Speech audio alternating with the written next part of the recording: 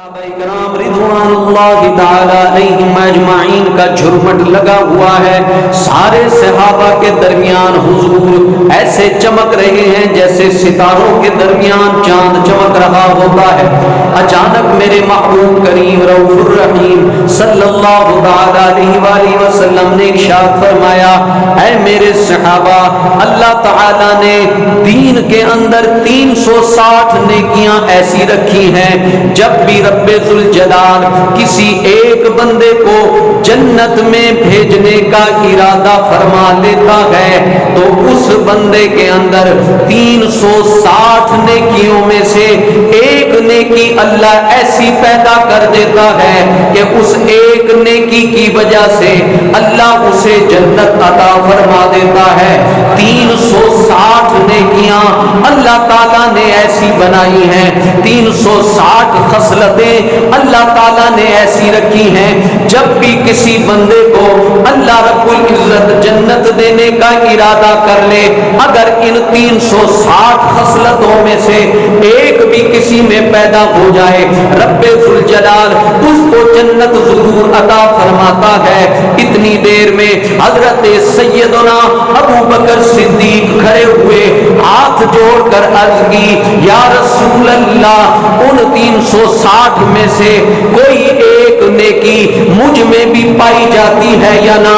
میرے آقا کریم علیہ السلام نے ارشاد فرمایا، اے ابو بکر، مجھے اللہ کی ذات کی قسم ہے، تیرے اندر ایک نہیں، دو نہیں، تین نہیں، چار نہیں، بلکہ میں نے دیکھا ہے 360 کی 360 نیکیاں اللہ نے تیری ذات میں جمع فرما دی ہیں. فرمایا 360 ایک مل جائے تو بندہ جنت میں.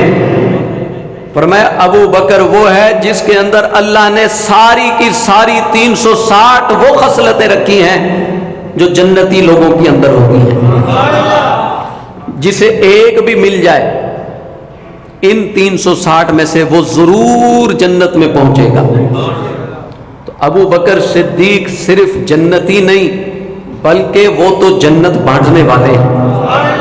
جو ان سے محبت کرے، جو ان کے راستے پر چلے. ابو بکر صدیق رضی اللہ تعالی عنہ 360 قربان جائیں علم غیب مصطفیٰ پر. اللہ اکبر. آدم علیہ السلام سے لے کر اب حضور کی امت تک کتنے بڑے بڑے عبادت گزار آئے. حضور کی امت میں بڑے بڑے عاشقان پیدا ہوئے، بڑے بڑے عاشقان رسول گزر گئے، قیامت تک گزرتے رہیں گے. بڑے بڑے حضور کے عاشق امام عبد الرحمن جامی جیسے، علامہ بوسیری جیسے، حضرت پیر میر علی شاہ جیسے، حضرت داتا علی حجویری جیسے صحابہ میں بڑے بڑے متقی پرہیزگار گزرے. پر میرے آقا کو رب ذوالجلال نے ایسا علم غیب عطا فرمایا. فرمایا ابو بکر، میں قیامت تک دیکھ رہا ہوں 360 کی 360 خصلتیں اگر ایک بندے میں اللہ نے جمع کی ہیں، ابو بکر وہ تیری ذات ہے. اس لیے ام عائشہ نے پوچھا تھا کہ ستاروں کے برابر کس کی نیکیاں ہیں؟ حضور نے دیکھ کر فرمایا عمر کی نیکیاں ہیں. کون کتنا پرہیزگار ہے حضور جانتے ہیں، اور قیامت تک جو بعد میں آنے والے بھی ہوں گے ان میں سے بھی حضور جانتے ہیں. ورنہ آپ فرماتے کہ مشکات شریف کی حدیث ہے، اے عائشہ مجھے نہیں پتا کہ ستارے کتنے ہیں. جب یہ نہیں پتا تو اس سے مشکل کام ہے کہ نہ جانے کون اکیلا عبادت کرتا ہے، کیا پڑھتا ہے، مجھے کیا پتا.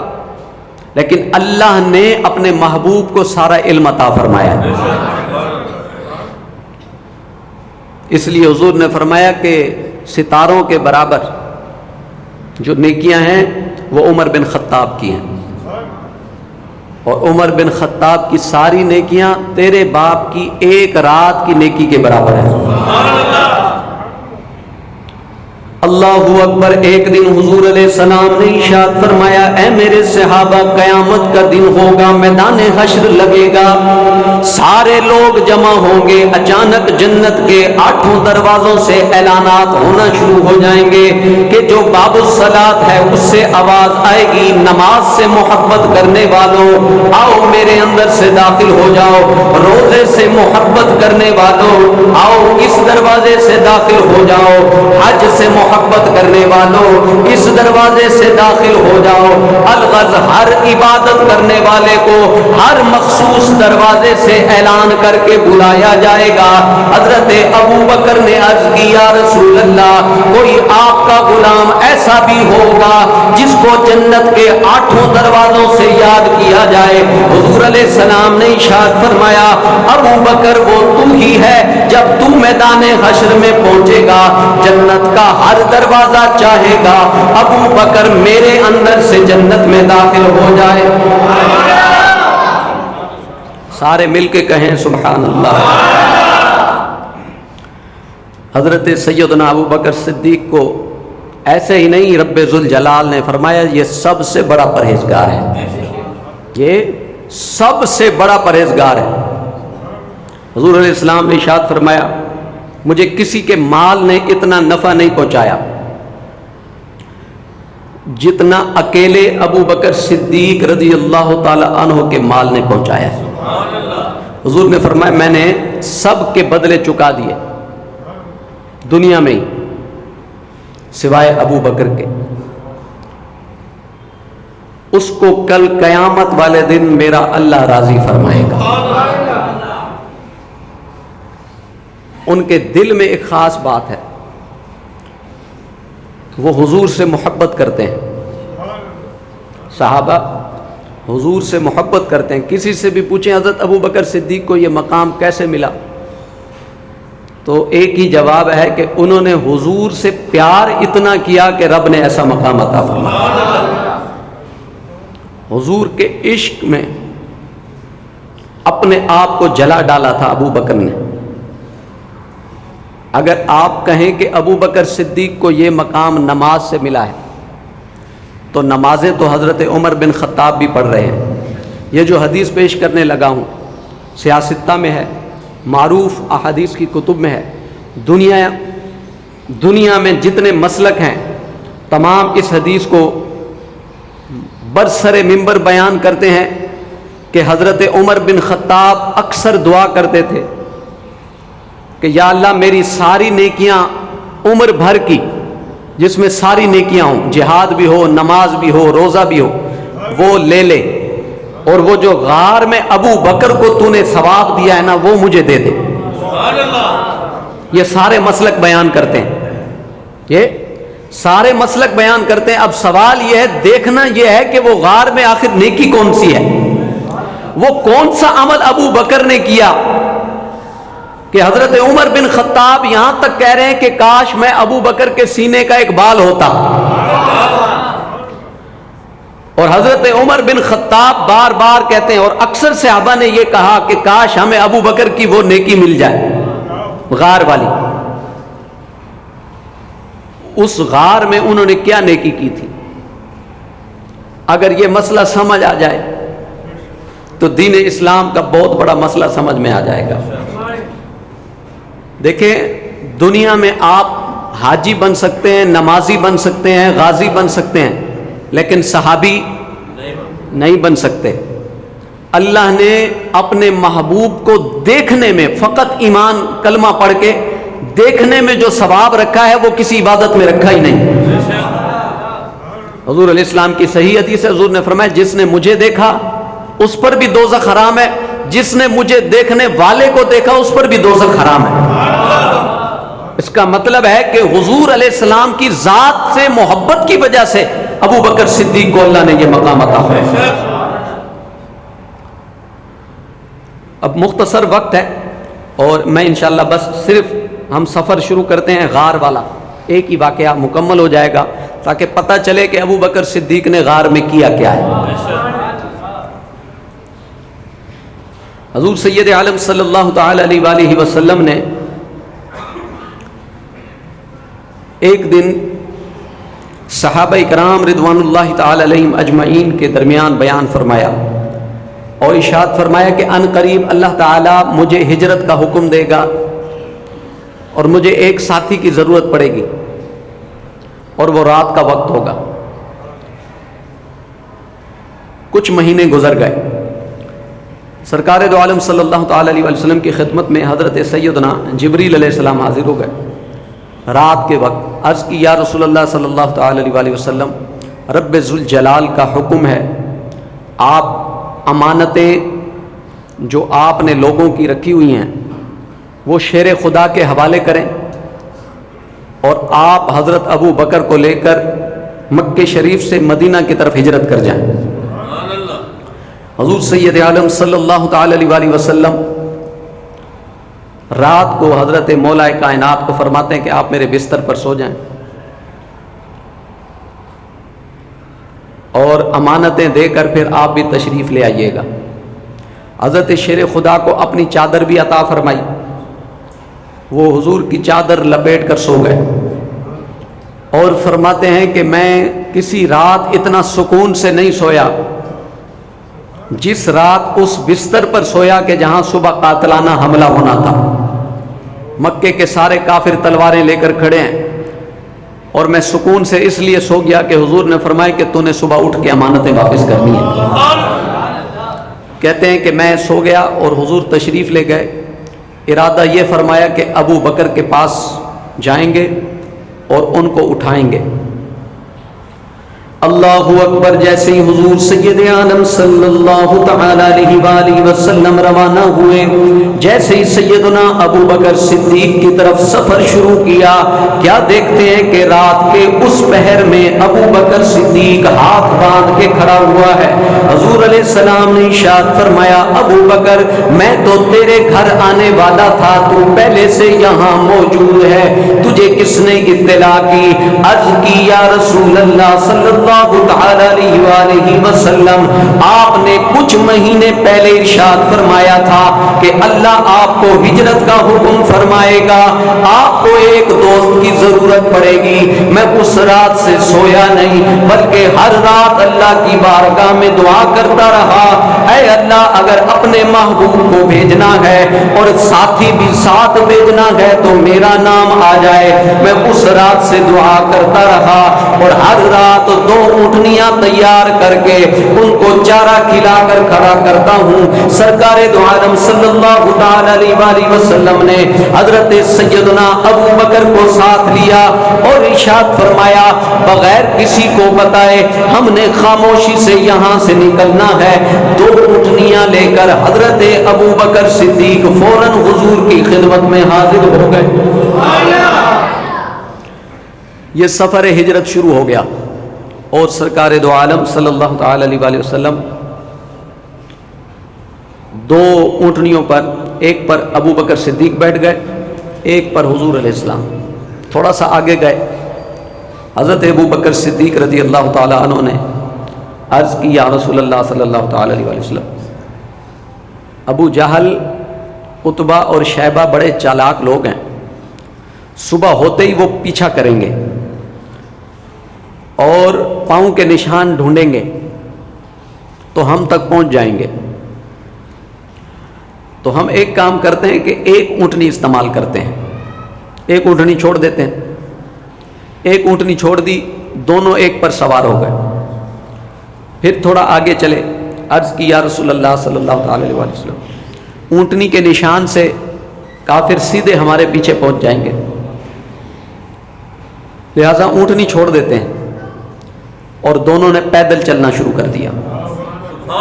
اللہ اکبر۔ اب اونٹنیاں چھوڑنے کے بعد دونوں جب پیدل چلنا شروع ہو گئے، پیدل چلتے چلتے حضرت ابو بکر صدیق کی ادا یہ ہے کبھی سامنے چلتے ہیں، کبھی پیچھے آ جاتے ہیں، کبھی دائیں چلتے ہیں، کبھی بائیں چلتے ہیں۔ حضور علیہ السلام نے ارشاد فرمایا ابو بکر تیرے چلنے کا انداز مجھے سمجھ نہیں آیا۔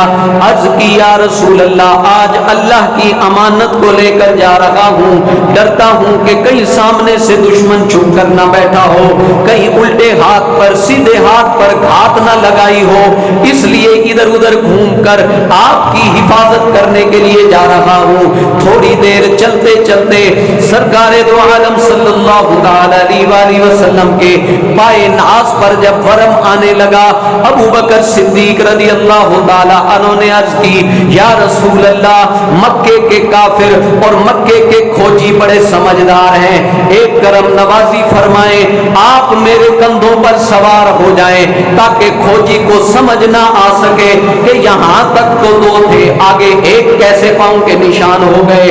جیسے ہی سرکار دو عالم صلی اللہ تعالی علیہ وسلم کندھوں پر سوار ہوئے، ابو بکر صدیق سرکار دو عالم صلی اللہ تعالی علیہ وسلم کو لیتے ہی لیتے غار سور کے قریب پہنچے۔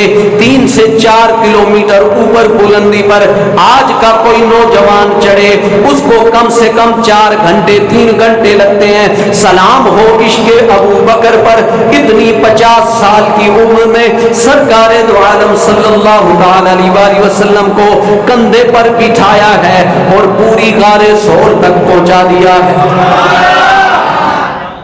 سر کو پکڑا ہوا ہے۔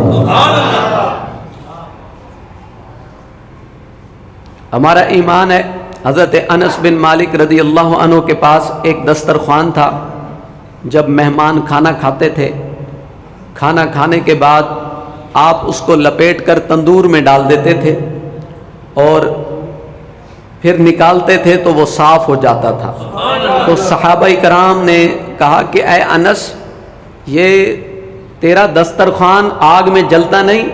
انہوں نے کہا کہ اس پر ایک مرتبہ حضور علیہ السلام نے کھانا کھایا تھا، اللہ کے نبی کے ہاتھ لگ گئے تھے، جس سے حضور کے ہاتھ لگے ہیں میں اس کو دھوتا نہیں ہوں، آگ میں ڈالتا ہوں، آگ اس کو صاف تو کرتی ہے پر جلا نہیں سکتی ہے۔ کتنا عظیم سر ہے سیدنا ابو بکر صدیق کا، جس کو حضور نے دونوں ہاتھوں سے پکڑا ہوا ہے۔ گویا حضور ارشاد فرما رہے ہیں، کوئی بھی ابو بکر صدیق کے پاس آنے سے پہلے اتنا غور کر لینا، ابو بکر صدیق کے سر پر مصطفیٰ کے دونوں ہاتھ رکھے ہوئے ہیں۔ اور اس حال میں ابو بکر صدیق اوپر پہنچ گئے۔ صبح ہوئی، ابو جہل ڈھونڈتے ڈھونڈتے سیدھا حضرت ابو بکر صدیق کے گھر پہنچا۔ حضرت ام عائشہ کی چھوٹی بہن سیدہ اسما وہ آ گئی، کہا کہ تمہارا باپ کہاں ہے؟ انہوں نے کہا ہمیں نہیں پتا کہ وہ کہاں گئے ہیں، گئے ضرور ہیں بتا کر نہیں گئے۔ اس نے تھپڑ مارا ابو جہل نے، حضرت اسما کے کان سے خون بہنے لگا، لیکن انہوں نے بتایا نہیں، کہا ہمیں پتہ نہیں، چلے گئے ہیں، یہ نہیں پتا کہاں گئے۔ ابو جہل نے پھر پیچھا کرنا شروع کیا، کھوجی بلوائے، نشانات قدم ڈھونڈوائے، تو کھوجی نے بتایا کہ یہاں سے چلیں۔ پہلے 2 اونٹنیوں پر سوار ہوئے، یہاں سے آگے جا کر اونٹنی ایک ہو گئی، کہا یہاں دونوں سوار ہو گئے۔ پھر آگے جا کر دیکھا کہ 2 قدموں کے نشان ہیں۔ ابو بکر صدیق جب چلتے تھے تو پیچھے چل رہے تھے، جہاں حضور علیہ السلام قدم مبارک رکھتے وہیں ابو بکر بھی قدم رکھتے۔ حضور علیہ السلام نے فرمایا کہ اے ابو بکر، میرے پاؤں کے نشان پر اپنا پاؤں رکھ دیتے ہو؟ عرض کی حضور، میں چاہتا یہ ہوں دشمن آپ تک نہ پہنچے بھی تو مجھ تک پہنچے، اس لیے میں اوپر آپ کے پاؤں کا نشان اس پر میں اپنا پاؤں رکھ رہا ہوں۔ کھوجی ایک جگہ جا کر حیران ہو گیا، اس نے کہا بات سمجھ نہیں آ رہی، 2 اونٹنیاں تھی ایک ہو گئی، پھر 2 کے قدموں کے نشان تھے، اب اس جگہ مجھے سمجھ نہیں آ رہی کہ ایک بندہ کہاں غائب ہو گیا، 2 کے تو قدموں کے نشان آ رہے ہیں۔ اللہ اکبر، جیسے ہی کھوجی سر پکڑ کر بیٹھا کہ یہاں بات سمجھ نہیں آتی، ایک بندہ کہاں یہاں سے غائب ہو گیا، آسمان کھا گیا یا زمین نگل گئی، ایک بندے کے نشانات اب موجود ہیں۔ مکے کا سب سے بڑا کافر، جاہلوں کا باپ ابو جہل ہے تو بڑا کافر، لیکن ابو بکر صدیق کی محبت کی گواہی وہ بھی دے گیا۔ اس نے کہا اے کھوجی آگے کا مسئلہ تجھے سمجھ نہیں آئے گا، یہ میں تجھے بتاتا ہوں کہ جب یہ دونوں پیدل چلے ہوں گے، ابو بکر صدیق سے برداشت نہیں ہوا ہوگا کہ اس کا محبوب زمین پر پیدل چلتا رہے، لہذا یہاں آ کر ابو بکر نے حضور کو سینے پر سوار کر لیا ہوگا۔ فرمایا اس جگہ پر ابو بکر نے اپنے محبوب کو کندھوں پر بٹھا لیا ہوگا، لہذا آپ اس قدم کو تلاش کر۔ رب ذوالجلال کی قدرت کہ یہ دونوں غار ثور میں پہنچ گئے۔ جب وہاں پہنچے تو حضرت ابو بکر صدیق نے عرض کی یا رسول اللہ صلی اللہ تعالی وسلم آپ یہاں تھوڑی دیر رکیے، میں اندر جا کر غار پہلے صاف کروں گا۔ راویوں نے لکھا کہ ابو بکر صدیق نے یہ لازماً کہا، عرض کی یا رسول اللہ پہلے میں ہی جاؤں گا، آپ نہیں جائیں گے۔ اندر تشریف لے گئے، غار کو صاف کیا، اپنا امامہ اتار لیا، اس کو پھاڑا اور سوراخ جو تھے ان کو پہلے صاف کیا اور پھر ان سوراخوں کو بند کیا۔ جتنے ٹکڑے تھے، جتنے سوراخ تھے اپنے امامے کے ٹکڑوں سے اس کو بند کرنا شروع کر دیا۔ پرانی غار ہے، اللہ تعالی ہم سب کو جانا نصیب کرے۔ اب تو سیڑھیاں بنا دی گئی ہیں اور اس کو اچھا خوبصورت بنا دیا گیا ہے، اس کے سوراخ وغیرہ، اب وہاں کوئی موذی جانور نہیں ہوتا، لیکن اس وقت وہ کئی سالوں سے پرانی غار تھی۔ تو پہلی مرتبہ ایک گھر 3 سال سے بند ہو تو بندہ اندر نہیں جاتا، وہ سینکڑوں سالوں سے غار بند پڑی ہوئی تھی اور اتنی 4 کلومیٹر اونچائی پر، جہاں آج کوئی بوڑھا آدمی جانے کا تصور بھی نہیں کر سکتا، جوان بندے تھک جاتے ہیں جا کر۔ تو جب غار کو صاف کر لیا تو حضرت خواجہ قمر الدین سیالوی رحمۃ اللہ تعالیٰ نے اپنی ملفوظات شریف میں لکھا ہے کہ حضرت ابو بکر صدیق کا جب امامے کا کپڑا ختم ہو گیا اور غار صاف کرنی تھی تو پھر اپنی داڑھی سے غار کو صاف کیا۔ اللہ اکبر، جب داڑھی سے غار کو صاف کرنے لگے، امامہ شریف بھی ختم ہو گیا۔ عاشق مصطفیٰ صلی اللہ تعالی علیہ وآلہ وسلم مسلمانوں، اب وہ نیکی شروع ہو گئی جس کے بارے میں عمر ابن خطاب کہتے ہیں اے ابو بکر یہ ایک رات کا ثواب دے دے، میری ساری نمازیں لے لے، میرے سارے جہاد لے لے، میری حکومت کرنا لے لے، اے ابو بکر میرا سب کچھ لے لے، وہ جو تو نے غار میں کام کیا اس پر جو اللہ نے تجھے ثواب دیا وہ مجھے عطا فرما دے۔ ابو بکر نے غار میں کیا کیا، آپ نے جب امامہ ختم کر دیا، سوراخ پھر بھی بچے، زمین کو صاف کیسے کیا؟ حضرت خواجہ قمر الدین سیالوی آگے فرماتے ہیں آپ نے اپنی داڑھی سے جھاڑو لگانا شروع کیا۔ جب آپ داڑھی سے غار صاف کر رہے تھے، آسمان کا عرش جھومنے لگا، عرش الہی کو وجد آ گیا، فرشتے دیکھ کر حیران تھے، کیسا عاشق رسول ہے، اپنی داڑھی سے غار صاف کرتا ہے۔ جب اللہ پاک نے یہ منظر دیکھا، ارشاد فرمایا آج کے بعد جس طرح ابو بکر نے غار صاف کر کے مصطفیٰ کو بلایا ہے، اب ہر اس دل میں جہاں حضور کو جانا ہوگا پہلے ابو بکر کی محبت آئے گی، دل صاف ہوگا، بعد میں مصطفیٰ جلوہ گری فرمائے گا۔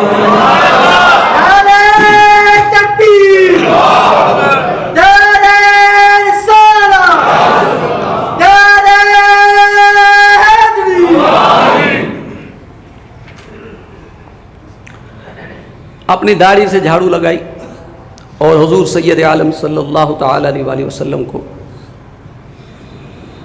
عرض کی حضور تشریف لے آئیے۔ 2 سوراخ بچ گئے تھے، دونوں پر ایڑی لگا دی اور جھولی تیار کی اور عرض کی حضور تشریف لائے۔ حضور اندر تشریف لائے اور آتے ہی جھولی میں سر رکھ دیا، کیونکہ حضرت ابو بکر کب سے دعا مانگ رہے تھے اس رات کے لیے۔ عرض کر رہے تھے اے مولا کریم کوئی ایک رات ایسی بنا کہ تیرا محبوب ہو اور میں ہوں. حضور علیہ السلام نے جب ارشاد فرمایا تھا مجھے تمہاری دنیا میں 3 چیزیں پسند ہیں، حضرت ابو بکر نے عرض کی یا رسول اللہ مجھے بھی 3 چیزیں پسند، پر پہلی خواہش یہ ہے النظر الی وجہک. یا رسول اللہ ابو بکر صدیق کی پہلی خواہش یہ ہے، سب سے بڑی خواہش یہ ہے آپ کا چہرہ ہو، ابو بکر دیکھتا رہے. رب ذوالجلال نے دعا کو قبول فرمایا. فرمایا ابو بکر تو نے اپنی داڑھی سے غار صاف کی ہے، آج پوری رات اور پورا دن جی بھر کے مصطفیٰ کو دیکھتا رہے. حضور گود میں آتے ہی آرام فرما ہو گئے اور حضرت ابو بکر صدیق دیکھ رہے ہیں. سلطان العارفین سلطان باہو فرماتے ہیں اے تن میرا چشمہ ہووے تے میں مرشد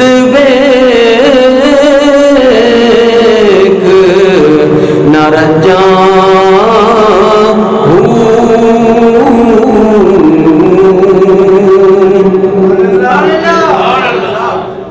سلطان باہو کہتے ہیں کہ میرے پورا جسم آنکھیں بن جائے، رواں رواں میری آنکھیں بن جائے، تاکہ جب میرا مرشد میرا محبوب سامنے ہو تو پلک جھپکنا میں جو جتنا وقت ضائع ہوتا ہے وہ بھی ضائع نہ ہو.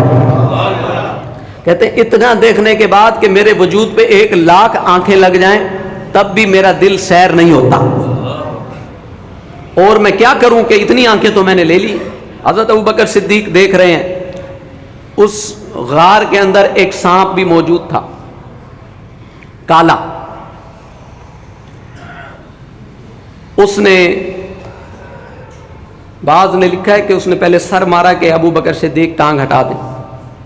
حضرت ابو بکر صدیق نے ٹانگ نہیں ہٹائی تو اس نے پھر ڈنک مارا. ابو بکر صدیق رضی اللہ تعالیٰ عنہ نے پھر بھی ٹانگ نہیں ہٹائی. اس نے کہا میں بڑا زہریلا ہوں اور خطرناک ہوں اور کئی عرصے سے میں نے زہر کو روکا ہوا.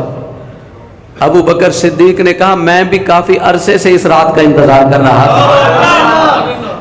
اس نے کہا میں خطرناک ہوں، ایک ہی ڈنک میں جان نکال دیتا ہوں، اگر میں نے ڈنک مار دیا ابو بکر یاد رکھنا تیری جان نکل جائے گی. ابو بکر نے عرض کی، ابو بکر نے فرمایا پریشانی کی بات نہیں، اگر جان نکل بھی گئی جان دلانے والا گود میں لے کر بیٹھا ہوں، طبیب میری گود میں ہے، اس رات پر جان بھی قربان ہو جائے تو کوئی بات نہیں. الغرض سانپ ڈس مارتا رہا، ابو بکر صدیق برداشت کرتا رہا، ہلے نہیں، کہیں سونے کی آنکھ نہ کھل جائے اور کہیں یہ منظر میری آنکھوں سے اوچھل نہ ہو جائے، کہیں یہ جو خوبصورت منظر حضور کے چہرے کو دیکھنے کا منظر کہیں جدا نہ ہو جائے. اس لیے اسی طرح بالکل ہلے ساکت بیٹھے رہے. لیکن درد اتنا شدید تھا، آنکھوں سے گرم آنسو کا قطرہ نکلا، سرکار کے چہرے انور پر پڑا. حضور علیہ السلام نے آنکھیں کھولی، ارشاد فرمایا ابو بکر کیوں روتا ہے؟ عرض کی یا رسول اللہ غار میں کچھ ہے جو مجھے تکلیف پہنچا رہی ہے. حضور علیہ السلام نے ارشاد فرمایا ٹانگ ہٹا دو. آپ نے عرض کی یا رسول اللہ اندر کوئی موذی جانور ہے؟ حضور نے فرمایا ٹانگ ہٹا دو. آپ نے ٹانگ ہٹائی، حضور علیہ السلام نے اپنا لعاب نکالا اور ابو بکر کو اس جگہ لگایا جہاں پر سانپ نے ڈنک مارا تھا. حضرت ابو بکر صدیق رضی اللہ تعالیٰ عنہ کے پاؤں پر حضور علیہ السلام نے اپنا لعاب نکال کر لگایا. اعلیٰ حضرت رحمت اللہ علیہ فرماتے ہیں کہ مولا علی نے واری تیری نیند پر نماز. خیبر میں وہ دوسرے راستے سے آئے تھے تو عصر کی نماز کا ٹائم ختم ہونے والا تھا اور ادھر حضور نے فرمایا کہ علی بیٹھو، اور حضور سونے لگ گئے. نماز جا رہی تھی تو مولا کائنات نے فرمایا کہ نماز تو پھر پڑھ لیں گے، یہ موقع بار بار نہیں ملیں گے کیونکہ سارا ثواب تو ادھر رکھا ہے. تو اعلیٰ حضرت نے کہا ہے وار دی نماز انہوں نے. اور حضرت ابو بکر کے بارے میں فرمایا کہ ابو بکر صدیق نے حضور پر جان قربان کر دی، مولا علی نے نماز قربان کر دی. اور حضور کے بارے میں فرمایا آپ نے ان کے لیے سورج کو پلٹایا اور ان کو جان واپس کروا دی. وہ جو لعاب لگایا نا، زہر کا اثر روک دیا. مفسرین نے لکھا ہے کہ حضرت ابو بکر کا جو وصال ہوا پھر اسی زہر سے ہوا، لیکن حضور نے کچھ عرصے کے لیے اسے روک دیا. اور ابو بکر صدیق رضی اللہ تعالیٰ عنہ پوری رات سرکار دو عالم صلی اللہ علیہ وسلم کو دیکھتے رہے. یہ تھا وہ سوال. عمر بن خطاب، آج تو لوگ کہتے ہیں نماز میں حضور کا خیال آ جائے نماز ٹوٹ جائے گی، اور عمر بن خطاب کیا کہہ رہے ہیں کہ اے ابو بکر میں نے پورے تقوی کے ساتھ جتنی نمازیں پڑھی ہیں ساری تو لے لے، اور یہ غار والی نیکی مجھے عطا فرما دے جس میں کیا کیا ہے؟ دیدار مصطفیٰ کیا. یہ اتنی بڑی نیکی ہے، اس کو سمجھنے کی ضرورت ہے. حضور کا عشق، حضور کی محبت سب سے بڑی نیکی ہے. غار میں بیٹھے ہوئے ہیں، اچانک عرض کرتے ہیں یا رسول اللہ صلی اللہ علیہ وسلم صبح ہو گئی. ادھر کافر ڈھونڈتے ڈھونڈتے پہنچ گئے، کھوجی ساتھ ہے. ایک کی نظر پڑ گئی غار پر. رب ذوالجلال نے فوراً مکڑی کو حکم دیا، فوراً اس غار پر جالا ایسا بنا کہ لگے کہ سالوں سے کوئی آیا ہی نہیں. ادھر پھر کبوتری کو حکم دیا کہ اے کبوتری اگر اللہ کی بارگاہ سے عزت جاتی ہے جلدی سے ادھر جا کر انڈے دے، گھونسلہ بنا. اچانک مکڑی کا جالا قدرت الہیہ سے بنا اور اچانک کبوتری کے انڈے بھی آ گئے. ایک کافر کی نظر پڑی، اس نے کہا اس کے اندر جا کر دیکھیں. اتنے میں دوسرے نے کہا کیسی عقل کی خلاف بات کرتا ہے، اگر یہاں سے گئے ہوتے مکڑی کا جالا نہ ہوتا، کبوتری کے انڈے محفوظ نہیں ہوتے، پر یہ تو میرے رب کی شان ہے، جب وہ بچانے پہ آتا ہے تو اس طرح بچا دیتا ہے. اور اتنا قریب آ گئے کہ حضرت ابو بکر عرض کرتے ہیں یا رسول اللہ یہ تو اتنے قریب آ گئے ہیں، اگر یہ خالی نیچے اپنے پاؤں کو دیکھ لیں تو ہمیں دیکھ لیں. میرے محبوب علیہ السلام نے ارشاد فرمایا لا تحزن ابو بکر غم نہ کر ان اللہ معنا. تو کیا سمجھتا ہے یہاں ہم دونوں ہیں؟ ہم دونوں نہیں، تیسرا اللہ بھی ہمارے ساتھ ہے. کس بات کا غم ہے؟ غم نہ کر، میں ساتھ ہوں، اللہ بھی ہمارے ساتھ ہے. پریشان نہ ہو. اوپر مکڑی بن گئی، جالا بن گیا، کبوتری آ گئی، اس نے جلدی سے انڈے بھی دے دیے. حضرت سیدنا ابو بکر صدیق رضی اللہ تعالیٰ عنہ اور حضور سید عالم صلی اللہ علیہ وسلم وہیں تشریف فرما رہے. بعض نے 3 دن 3 راتیں لکھی ہیں، بعض نے 1 رات اور 1 دن. ٹوٹل ابو بکر صدیق حضور کے ساتھ رہے. صبح اٹھے، عرض کیا رسول اللہ مجھے پیاس لگی ہے. حضور علیہ السلام نے ارشاد فرمایا ابو بکر غار کے اس کونے میں جاؤ، تمہیں پانی ملے گا. کہتے ہیں میں نے غار خود صاف کی تھی، پانی تو وہاں کہاں سے آنا تھا، لیکن میں حضور کے کہنے پہ چل پڑا. جب میں وہاں گیا تو مجھے ایک خوبصورت چشمہ نظر آیا. جب میں نے اس کا پانی پیا تو دودھ سے زیادہ سفید چمکدار اور اتنا میٹھا جیسے شہد کا پانی ہوتا ہے. جب میں پی کر واپس آیا حضور نے فرمایا ابو بکر پانی پی لیا؟ جی یا رسول اللہ. فرمایا تجھے پتہ ہے تو نے کہاں کا پانی پیا ہے؟ عرض کی حضور آپ نے پلایا ہے، آپ جانے، آپ کا رب جانے. فرمایا اللہ نے تیرے خواہش کی وجہ سے جب تجھے پیاس لگی اللہ نے جنت کی نہر کا رخ غار ثور میں پھیر دیا. وہ ابو بکر صدیق جو دنیا میں رہ کے جنت کا پانی پیتا ہے وہ اسلام کا پہلا خلیفہ ہے. اللہ تعالیٰ کا ہم پر کرم ہے، ہم حضور کی آل سے بھی پیار کرتے ہیں، حضور کے اصحاب سے بھی پیار کرتے ہیں. حضرت عمر بن خطاب کہتے ہیں میری ساری نیکیاں لے لو. اے ابو بکر سب کچھ لے لو. وہ جو بغیر خیال کے میں نے نماز پڑھی ہے جس میں اللہ کے علاوہ کسی کی توجہ نہیں تھی، ابو بکر وہ بھی تو لے لے، اور بدر کی جنگ بھی تو لے لے، میرا غزوہ احزاب بھی تو لے لے، میرا حج بھی تو لے لے. ابو بکر وہ یار غار والی وہ ایک نیکی مجھے عطا فرما دے. اگر عقیدہ سیکھنا ہے تو صحابہ سے سیکھیں. حضور کے حسن پر اور حضور کی محبت کو وہ سب کچھ سمجھتے تھے، حضور کے عشق کو وہ سب کچھ سمجھتے تھے. رب ذوالجلال کی بارگاہ میں دعا ہے ہم سب کو سیدنا ابو بکر صدیق رضی اللہ تعالیٰ عنہ کی محبت نصیب فرمائے.